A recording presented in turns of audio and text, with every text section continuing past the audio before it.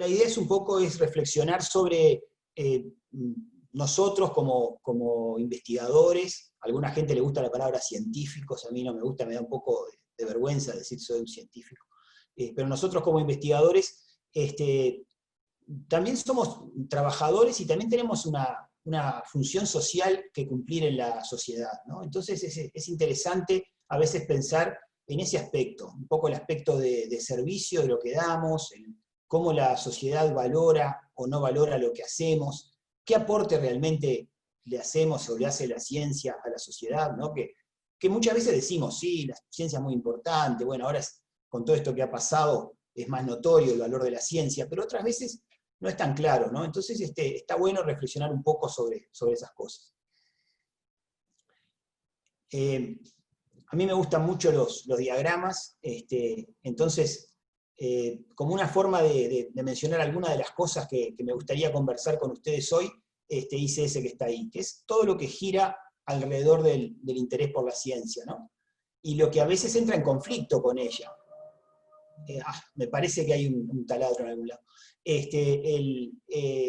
Por ejemplo, el tema del medio ambiente y el desarrollo científico, que a veces entran en conflicto, la ciencia y la cultura, que no entran en conflicto, pero a veces circulan como en universos paralelos, ¿verdad?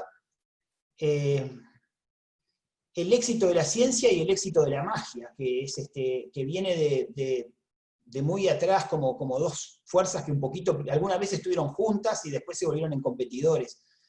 Y algunos aspectos de la ética de la ciencia, no tanto de la ética quizás del día a día, pero sí de nuestra responsabilidad con la sociedad. Estoy tratando de sacar las imágenes de acá arriba, perdón. Ahí está. En este otro cuadrito que está acá, me gustaba conversar con ustedes de cómo es el origen por el interés en la ciencia, o en la tecnología, o en el conocimiento sistemático. Entonces tenemos que intentar retrotraernos a los comienzos de la prehistoria, ¿no? Entonces, las distintas preocupaciones que tenían las personas. Y bueno, las preocupaciones pasaban por conseguir alimento, por cuidar su salud o sanarse, por moverse de un lado a otro, y tal vez por conseguir el poder o tener vías para tener control sobre su entorno y sobre los demás. Bueno, y eso entonces fue derivando en la creación de diversas técnicas, ¿no? Como por ejemplo, de la necesidad de la alimentación, fue necesario tal vez dominar el fuego. También para el abrigo fue necesario el fuego, para el calor, pero fundamentalmente creo yo para cocinar. También se desarrollaron las armas de caza, se inventó la agricultura, se inventó la alfarería y la cestería para tener dónde contener los alimentos. La preocupación por la salud dio origen a la medicina y en cierta medida también a la farmacia y un aspecto importante de la medicina que es la cirugía incluso.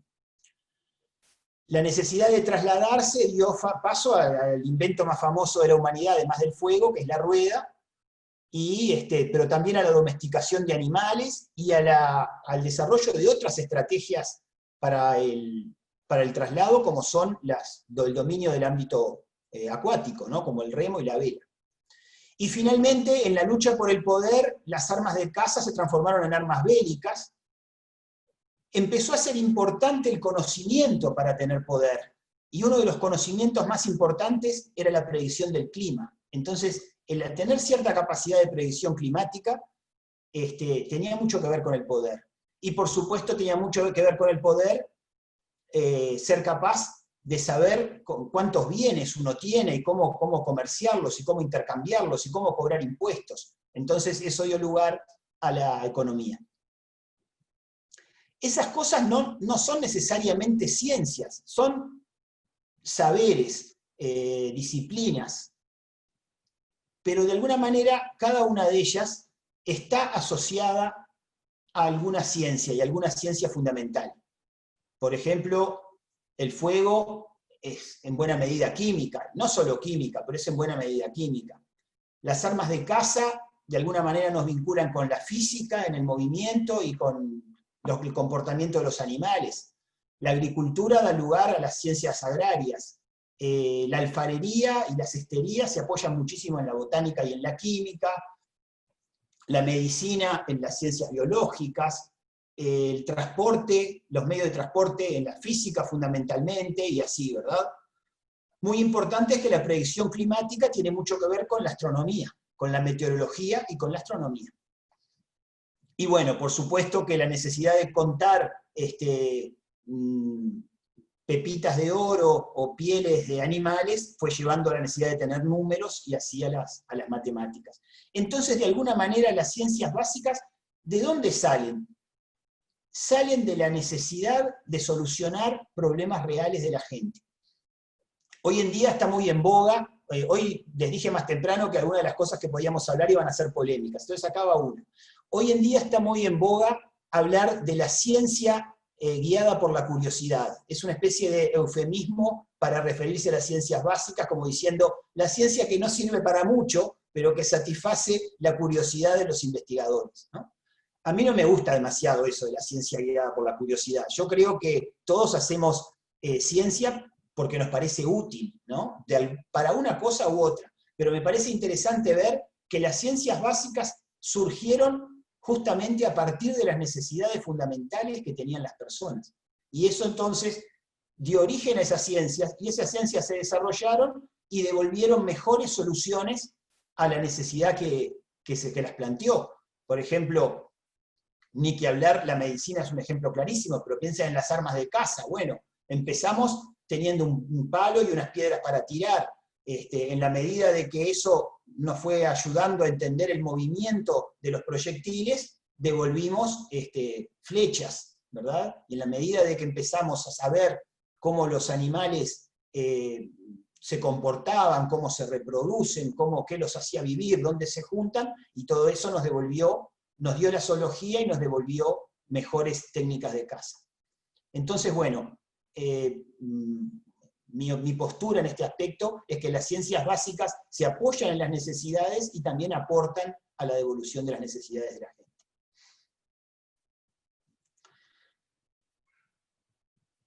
Como el conocimiento es poder, la ciencia, en cuanto la civilización empezó a tener una organización de gobierno, por decirlo de alguna manera, empezó a tener un jefe, un faraón en este caso, o un rey, o una autoridad, muchas veces la ciencia estuvo emparentada con el poder. ¿Por qué? Porque ayudaba a esas personas en el poder a cumplir su función y a mantenerse allí, en el trono, por ejemplo.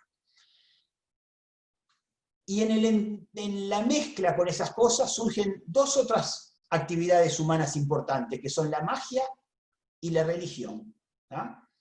Y cuando digo la magia lo digo en un sentido muy amplio, incluyendo, por ejemplo, la astrología, incluyendo, por ejemplo, todo conocimiento no demostrable, pero que nos aporta una forma de explicación del mundo, ¿no?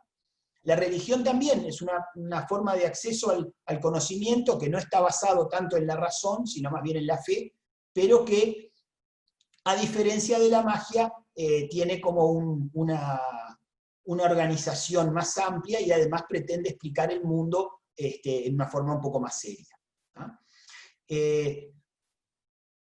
En Egipto, que es una de las civilizaciones antiguas más conocidas, la ciencia, la religión y la magia estaban muy juntas, y las personas que se dedicaban a hacer ciencia eran también sacerdotes, y eran también adivinos, ¿no? Y por eso la magia. Pero eso era muy importante, porque saber de alguna forma misteriosa que el río Nilo iba a tener una creciente, influía muchísimo en cómo la gente, en la calidad de vida que las personas tenían después. Entonces, esas personas que agrupaban ese conocimiento, que lo disfrazaban un poco de magia también, estaban muy unidas al poder y eran personas de mucho prestigio.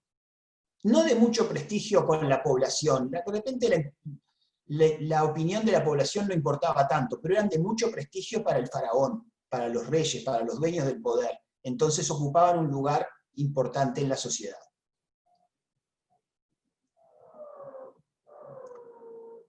hacemos un salto grande en la historia, nos salteamos a los griegos, porque de los griegos todo el mundo más o menos sabe, entonces vamos a hablar un poco de otras personas. Quiero hacer el salto hasta el fin de la Edad Media, ¿verdad?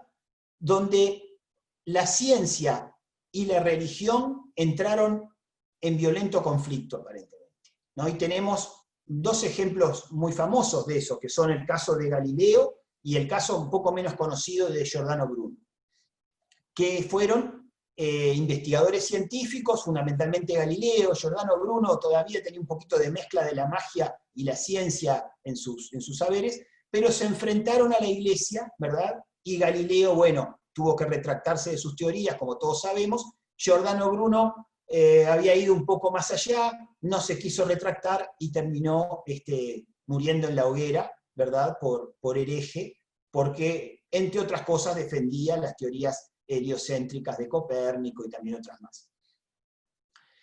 Esa imagen que está en el centro es una estatua que hoy está en Roma, de Giordano Bruno, que me pareció muy interesante lo parecida que es a un Jedi, ¿verdad?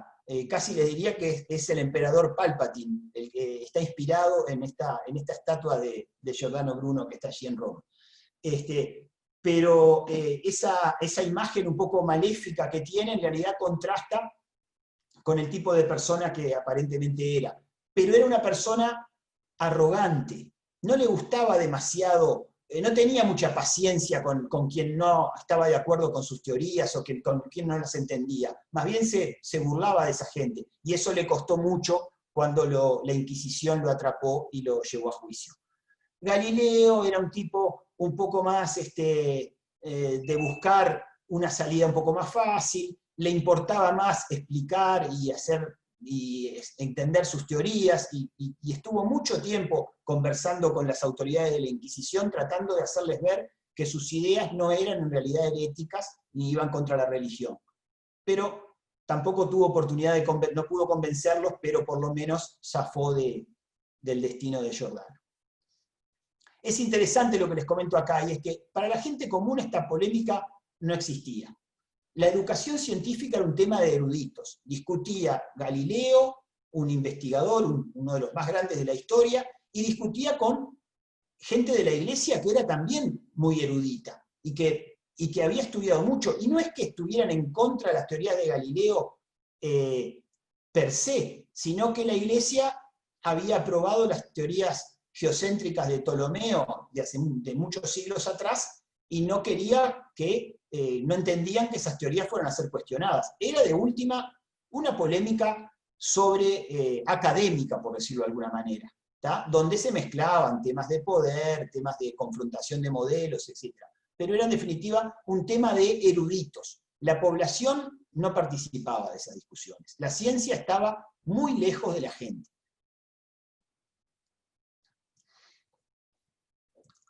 Cuando un poquito más adelante en la historia, después de la Edad Media viene el Renacimiento, el período clásico, y entre medio de los dos viene el Barroco. En esa época del Barroco y del clasicismo hay como un auge de la búsqueda de soluciones racionales.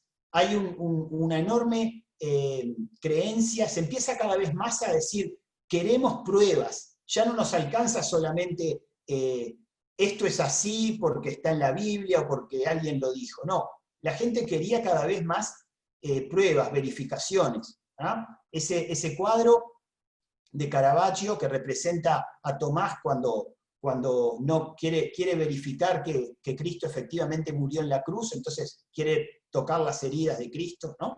Entonces durante mucho tiempo eso se fue visto como el incrédulo Tomás, pero también reflejaba el espíritu clasicista de empezar a decir, bueno, a la verdad se llega por la verificación, por la observación y la comprobación de los hechos. Es un cambio enorme en la cultura, y empieza lentamente a llegar a otras personas más allá de los grandes eruditos. Esa confrontación entre la ciencia y la religión no está del todo resuelta al día de hoy. Está mucho mejor, podríamos decir, porque ambas partes han evolucionado en el sentido de que han buscado acuerdos y aproximaciones, pero no está del todo resuelta. De hecho, creo que todos sabemos que la Iglesia perdonó a Galileo, creo que fue en 1970, bueno, a Giordano Bruno creo que en el siglo XXI todavía algunas autoridades eclesiásticas decían, bueno, estuvo mal prenderlo fuego, pero se lo hizo porque era lo mejor para la Iglesia en ese momento, o algo por el estilo, una cosa rara. Bueno, un típico exponente de ese periodo clásico entre los científicos, y en particular entre los químicos, por eso lo elijo yo, es Antoine Lavoisier. Y Antoine Lavoisier lo presento aquí como ahora se lo rescata, y es Antoine y Marie-Anne, una de las dos grandes parejas de la ciencia junto a Pierre y Marie Curie.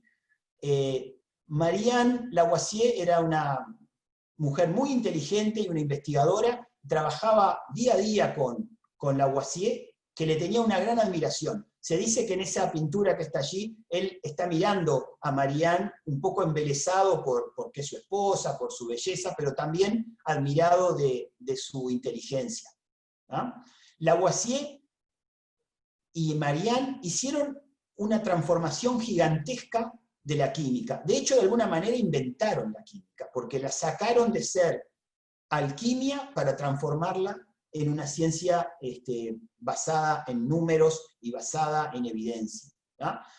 A Lavoisier se lo reconoce, todos sabemos lo que estudiamos química, que él descubrió la conservación de la masa, y hasta el día de hoy sabemos que todo puede fallar, pero eso no, la conservación de la masa tiene que estar. Si hicimos una reacción en el laboratorio y se nos desapareció el 80% de la masa, algo hicimos mal, eso no es un fenómeno natural.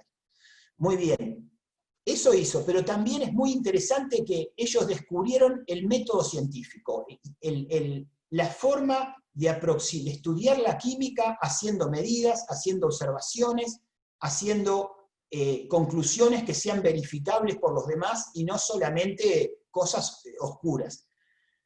Llevado a un tema del día de hoy, podríamos decir que Lavoisier fue el inventor de que un descubrimiento para ser publicado debe escribirse, alguien lo debe leer, comprobar, aprobar y recién después pasa a ser literatura científica. Mientras está en un repositorio de preprints, todavía no es literatura científica. ¿tá? Y eso es una cosa que la estamos descubriendo a veces con dureza en el mundo de hoy, cuando a veces se sacan conclusiones en base a artículos en preprint.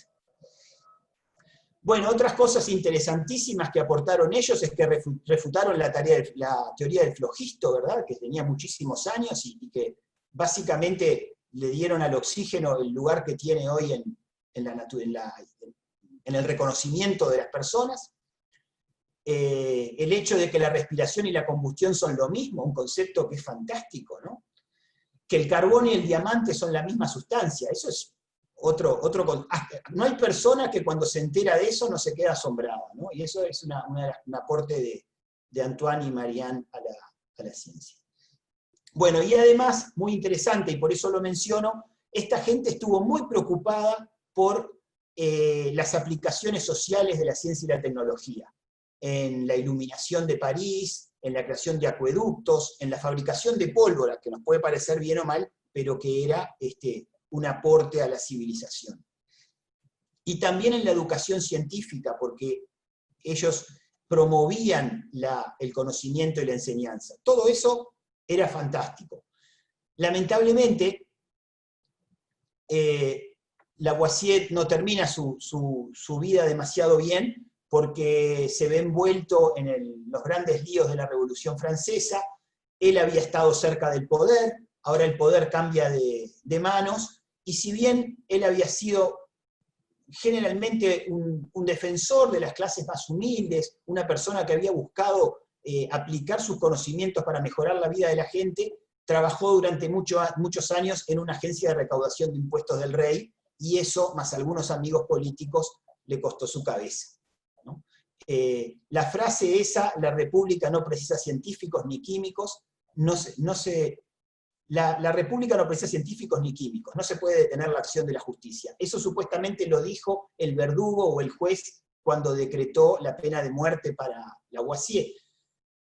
Dicen que posiblemente es apócrifa la frase, pero de alguna manera es interesante porque muestra por primera vez otro tipo de conflicto entre la ciencia y las personas. Ya no es el conflicto ese entre la ciencia y la religión o entre la ciencia y la magia. Ahora es, no sé si me sirve tanto para algo la ciencia. Acá tenemos problemas de verdad y esta persona cometió errores y delitos así que le corten la cabeza.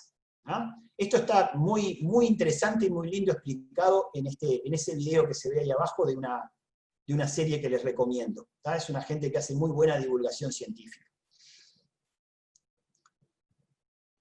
De todas formas, Lavoisier termina, una vez que se dicta la sentencia, él dice, bueno, ya hice tantas cosas, ya tuve una buena vida, me están ahorrando la penuria de la vejez.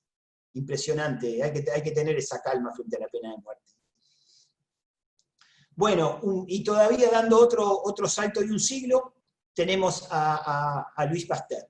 Louis Pasteur me interesa mencionarlo porque él fue un gran científico, sin duda, más conocido en el público por la pasteurización y por las vacunas, pero los químicos orgánicos sabemos que él es el descubridor del concepto de asimetría de las moléculas, lo cual es tremendamente revolucionario, y en los libros de química dicen en muchos que su gran aporte a la ciencia fue el descubrimiento de la quiralidad y no lo que vino después. Pero puede ser que sea un tanto sesgada esa apreciación. De cualquier manera, Louis Pasteur fue sin duda un hombre que revolucionó la biología y la química, pero también tuvo un interesante rol sociopolítico. Él fue muy cuidadoso de la defensa de la autoría de sus descubrimientos y a veces no demasiado generoso con los descubrimientos que hacían otras personas. Tanto es así que él tuvo tremendas polémicas con Koch, el microbiólogo alemán, por tema de vacunas, y con ayudantes de su laboratorio sobre realmente quién era el autor de determinados descubrimientos, y él era una persona implacable, algunos dicen injusto, ¿verdad?, al respecto de esas cosas. Pero lo cierto es que él cuidaba muchísimo sus descubrimientos, no estaba regalando nada, digamos, y él le pidió a su familia que jamás revelaran sus cuadernos de laboratorio, y esos permanecieron secretos hasta bien entrado el siglo XX, porque no se permitía que cualquier persona accediera a leerlos. Y lo otro que es muy interesante de Pasteur es que él descubrió o aportó el concepto del equipo interdisciplinario trabajando en ciencia, y la importancia de trabajar en equipo, todos mirando el problema desde una mirada ligeramente distinta, pero concentrados en ese problema, de tal manera de llegar a una buena solución. Y eso lo llevó inmediatamente a que sería muy interesante tener institutos de investigación, donde grupos de investigadores se enfocaran en un problema determinado y aunaran esfuerzos y miraran distintas estrategias para llegar a un fin. ¿tá? Eso es una idea tremendamente moderna de la ciencia, hace un cambio enorme, nos saca de esa idea del científico solo en su laboratorio, la imagen del cuadro que está ahí, por ejemplo, que no es en realidad demasiado real, sino que el científico integra generalmente un equipo.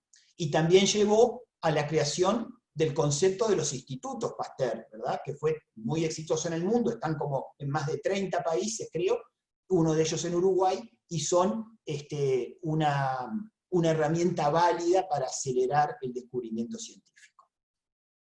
Y también, todo esto ¿en qué redunda? Redunda en que Pasteur es una especie de estrella de rock de la ciencia en su momento. Todo el mundo lo conoce, todo el mundo sabe que este es el hombre que descubrió la vacuna contra la viruela. Y por eso, como él tenía esa enorme popularidad, cambió su rol, el rol del investigador. Ahora no eran gente rara o protegidos del rey, ahora eran realmente personas que tenían una enorme importancia y que podían hacer muchísimo bien por la sociedad, ¿no? Aumentó muchísimo el prestigio de la ciencia en el siglo XIX con Louis Pasteur. Bueno, este hombre no era un investigador científico, pero es algo así como el primer divulgador científico.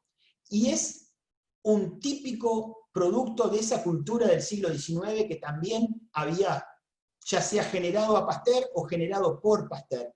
Una cultura que era positivista hacia la ciencia, que donde se veía y decía, la ciencia nos va a traer más calidad de vida, más progreso. Si el siglo XIX es así de bueno, lo que va a ser el siglo XX va a ser maravilloso cuando cambiemos el vapor por el motor de combustión, y tengamos electricidad, y tengamos máquinas voladoras, y tengamos máquinas que viajan por el fondo del mar. Todo eso estaba presente en la obra de Julio Verne, que muchos lo leímos de niños en versiones que son adaptaciones, pero que hoy en día se lo revaloriza como un escritor mucho más adulto, y las versiones originales en francés parece ser que son muy distintas de las que leímos todos cuando las leímos en español en nuestra niñez o adolescencia. De cualquier manera, a pesar de ese espíritu positivista, en alguna parte de la obra de Julio Verne también encontramos otra cosa. Encontramos algunos atisbos de preocupación ambiental. Algunos de sus personajes, como el Capitán Nemo, empiezan a tener como una cierta desconfianza por lo que los gobiernos y los imperios están haciendo con el mundo, y empiezan a tener como un poquito de una actitud no anticientífica, pero cautelosa de la ciencia en manos del poder. Y tenía también Julio Verne una postura bastante ambigua por el colonialismo. Algunas de sus novelas tienen miradas simpáticas sobre el Imperio Británico, y otras tienen miradas, por ejemplo, muy duras, ¿no? O sea que había un montón de discusión allí. Pero lo más interesante es que el siglo XIX fue un siglo entonces de expectativas respecto a la ciencia. Pero llega el siglo XX.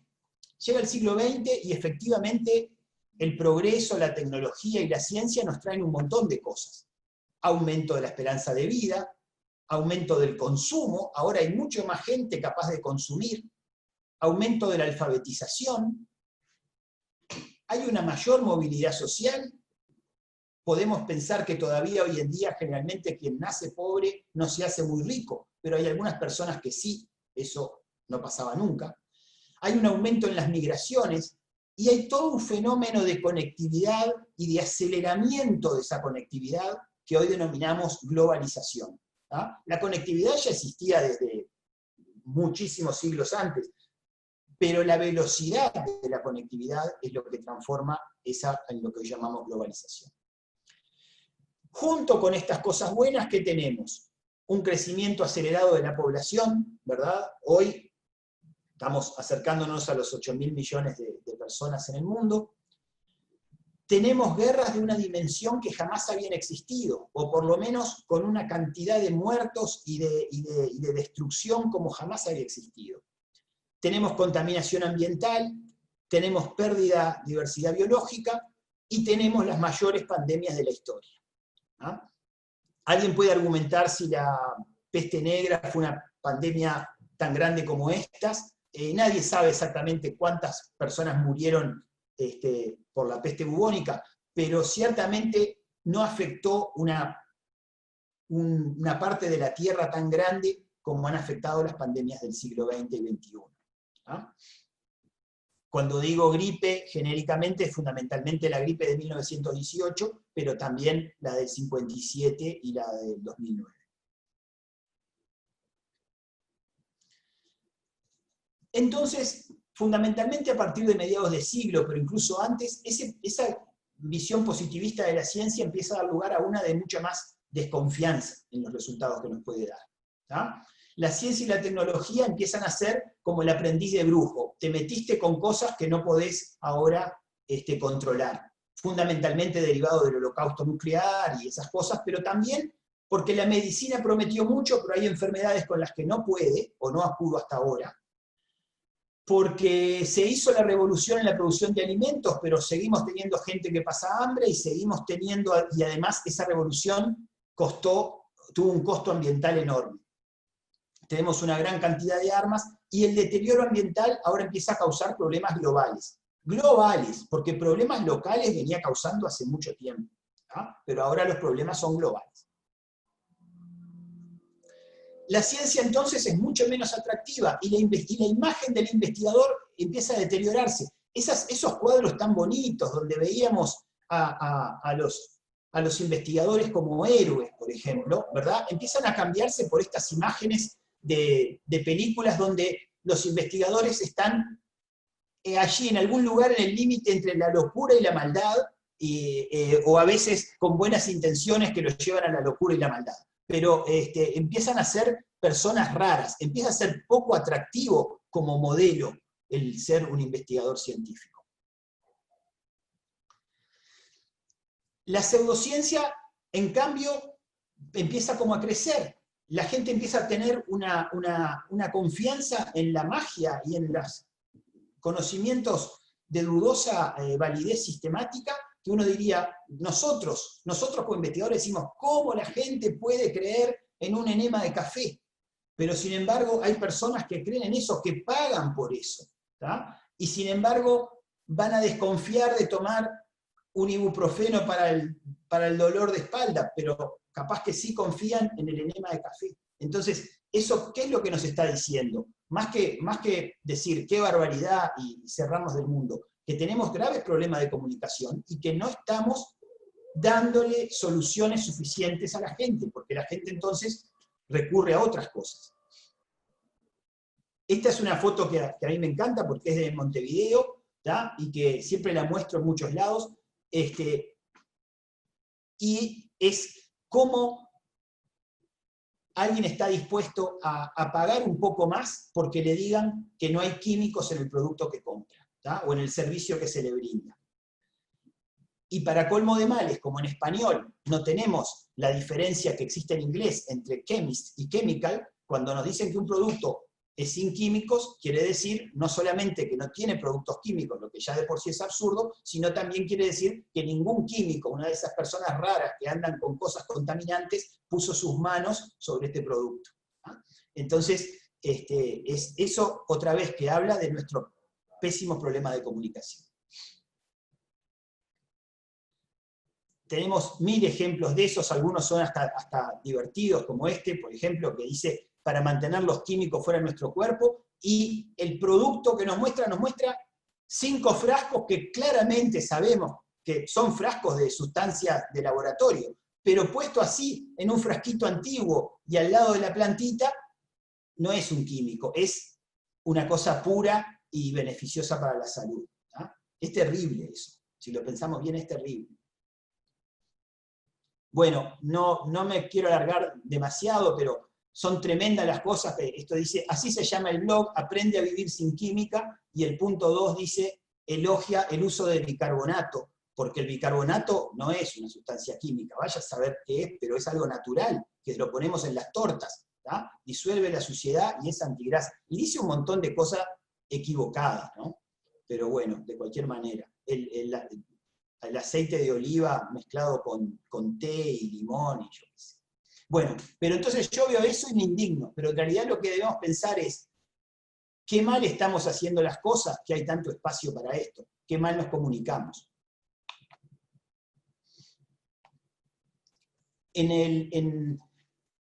No es solamente gente no educada que cuestiona los logros de la química, ¿tá? Personas de mucha educación. Joan Boussou es una docente de nutrición en la Universidad de Columbia, y ella se ha hecho, hizo muy popular esa frase, ¿verdad?, que dice que prefiere la manteca a la margarina porque confía más en las vacas que en los químicos, y es, de alguna manera, ella está expresando, seguramente es más sano lo que viene de una vaca, o lo que es natural, ¿verdad?, por oposición a la margarina, que puede tener ácidos grasos trans, o vaya a saber qué.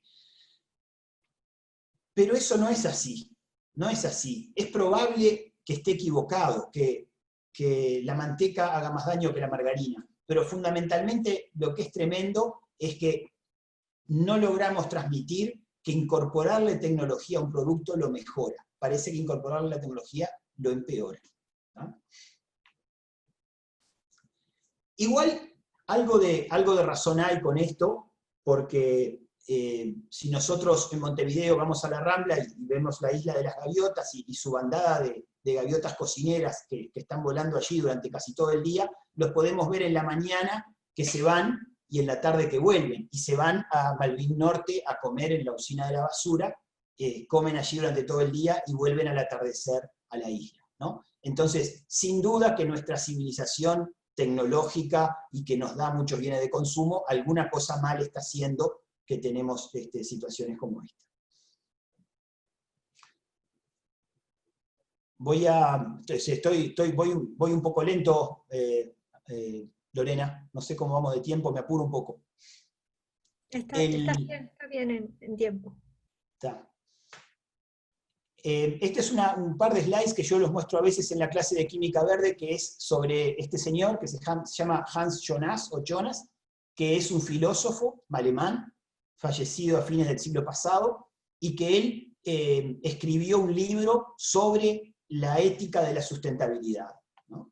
Entonces, lo que un poco Jonas ve es los peligros hacia la vida en la Tierra, que nos puede traer el exceso de tecnología y la contaminación, y lo encara desde un punto de vista ético. Y es interesante que los investigadores y los que estamos involucrados en crear tecnología, los que incluso hacemos investigación que para conseguir dinero decimos, esto es muy bueno para el medio ambiente. Entonces, tenemos realmente que pensar que esto es mucho más que un eslogan, es una parte de nuestra ética de trabajo, ¿no?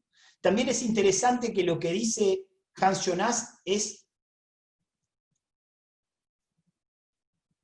que estamos obligados a hacer estas cosas bien, porque si perjudicamos a las generaciones futuras, entonces estamos en una civilización que es inmoral. Una civilización que no es sustentable es inmoral. Si nosotros no le estamos dando las mismas oportunidades a los que vienen que las que tuvimos nosotros, los estamos robando de alguna manera. Entonces, hay una obligación ética por el cuidado del ambiente, ¿no? Todas las organizaciones ambientalistas, lo sepan o no, se basan en la ética de Hans Jonas, ¿no? Él entendía que el mundo cambió porque en el mundo antiguo la potencia humana era limitada y el mundo era infinito y todopoderoso. Pero hoy es a la inversa. Hoy nuestro poder como civilización es enorme, entonces es la naturaleza la que se ve desprotegida, ¿no? Hay un cambio enorme de paradigma, ¿no?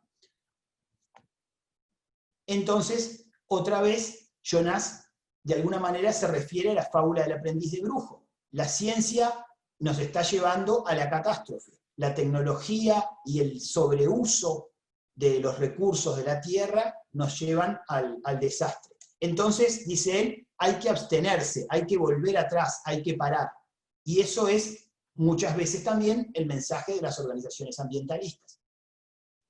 Ahora, si nosotros nos ponemos a mirar la situación, decimos, pero si nosotros frenamos toda esta ciencia y toda esta tecnología, si nosotros dejamos de usar fertilizantes, si dejamos de producir medicinas, entonces, ¿cómo hacemos para vivir 8.000 millones en la Tierra? ¿Quiénes son los que van a dar un paso al costado para que los demás podamos vivir absteniéndonos de la tecnología como se vivía en el siglo XVIII? No podemos hacer eso.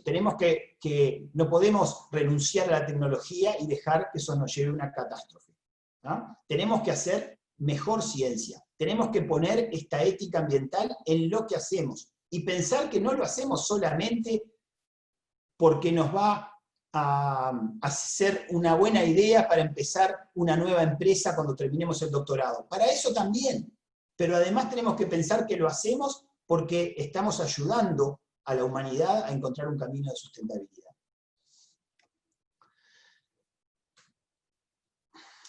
Me salteo esta porque es muy larga y vamos a otras cosas. Pero todo esto muy bien, pero después nos encontramos con esto. Viene la pandemia y un amigo nuestro, un familiar, nos manda por WhatsApp eso y nos dice, che, ¿esto es verdad? Vos que sos químico, vos que sos biólogo, ¿qué tenemos que hacer? ¿Es verdad que el limón, porque es alcalino, mata el virus? ¿Ah? Entonces nosotros vemos esto y decimos, no, ¿qué es ese disparate? ¿De dónde salió? ¿Cómo puede ser que el limón diga pH 10? ¿Cómo puede ser que el aguacate tenga un pH mayor de 14? ¿No? Le arranca todo al pobre virus. Entonces, eso otra vez nos genera una indignación. ¿Y qué es lo que tenemos que hacer cuando vemos estas cosas? Nos podemos reír, preocupar, indignar, ¿no? Cuando vemos cosas como esta, ¿verdad? Cada vez más tristes. El agua de Querétaro, para los que son más jóvenes en la audiencia, es un bulo similar a los que circularon ahora durante la pandemia, que era un manantial en una ciudad de México donde surgía un agua que aparentemente curaba el cáncer y todas las enfermedades. Y la gente gastaba miles de dólares para ir hasta allí a comprar una botella de agua mineral y tomar eso, hasta que pasó la moda. Este señor que está allí, que se llama Kalker, es un estafador profesional que opera en la internet, convenciendo a la gente que tomando una solución diluida de dióxido de cloro puede curar desde el COVID hasta el autismo, pasando por el cáncer, y pertenece a una red de organizaciones que venden esos productos por internet. ¿Ah? Mucho más terrible todavía son esos mensajes cuando llegan ya no desde un desconocido en la internet, sino desde una persona que está en un lugar de muchísimo poder, quizá en el lugar de mayor poder de la Tierra. ¿tá? Cuando una persona como esa también esparce mitos de pseudociencia peligrosos, entonces la situación es muy terrible. Y entonces, ¿qué tenemos que hacer nosotros? Nosotros tenemos que intentar actuar. Tenemos una obligación ética de actuar. Igual que tenemos una obligación ética de proteger el medio ambiente, tenemos que hacer algo para defender a la sociedad de las fake news, especialmente las científicas, especialmente en un momento que hay una pandemia corriendo por el mundo. ¿Ah?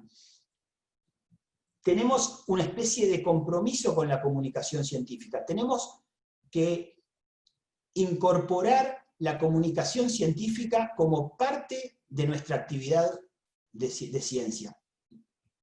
Hacemos investigación, hacemos enseñanza de grado y de posgrado, hacemos presentaciones para nuestros colegas. También debemos tratar de llevar cultura científica a todas las personas y promover que el sistema de educación de nuestros niños y adolescentes incorpore más y más ciencia. ¿Para qué? Bueno, porque creemos que la ciencia es buena. Entonces, digámoslo fuerte, la ciencia es buena. Y porque nos parece que puede darle a la gente buenas herramientas para resolver sus problemas. Ahora en la pandemia, el PDCIVA, durante los meses de abril y mayo, convocó a una campaña de antibulos, ¿verdad? Y fue tremendamente exitosa. Tuvimos muchas personas interesadas que participaron, muchos estudiantes de posgrado, que algunos estaban hasta frustrados porque no podían trabajar en el laboratorio, se incorporaron a esta campaña. Y se hicieron varios anuncios que los hicimos circular por las redes, respondiendo a las fake news, algunos en forma de imágenes, otros en forma de video, ¿verdad? Y tuvieron mucho éxito. Y yo les diría que si ustedes miran, ha descendido en el mundo el ritmo de expansión de las noticias falsas por el virus. Tal vez es una cosa natural, capaz que bajó, igual que como el virus sube y baja, que todavía nadie lo entiende, pero tal vez hicimos algo con nuestra acción para ayudar a que eso no pasara. ¿Ah? Algunas veces se requería un poquito más de información. ¿Saben qué es interesante todo esto? Los investigadores estamos acostumbrados a decir, no, si me preguntan eso yo no puedo contestar porque no es mi tema. ¿Cómo no es tu tema? Si vos sos químico, sí, pero yo me dedico al carbono, y esta otra pregunta es muy complicada porque es carbono, pero también tiene nitrógeno. No, y no precisamos saber tanto, no precisamos que nuestra ultra especialización nos ahogue. Hay un montón de cosas que nosotros podemos, con nuestro conocimiento de ciencia, informarnos un poco, leer, entender y explicar. Y es una buena tarea para hacer. Nos deja contentos hacerlo. Bueno, entrando ya casi en los últimos temas, otra cosa que tiene que ver con la cultura y la ciencia es el tema de la inclusión y la discriminación. Cuando se ha estudiado en el mundo, y en Uruguay también, cómo afecta el género al progreso en la ciencia, se ve que claramente hay una inversa relación entre ser mujer y avanzar en la carrera científica, y ser mujer y dedicarse a la carrera científica, ¿no? En el PDCIVA, voy a hablar de lo que nosotros más conocemos, pero lo mismo se repite en el SNI y se repite en las universidades. En el PDCIVA tenemos que las mujeres son un porcentaje mayoritario entre los grados 3, ya son minoritarios entre los grados 4 y son muy minoritarios entre los grados 5. Y eso no está cambiando.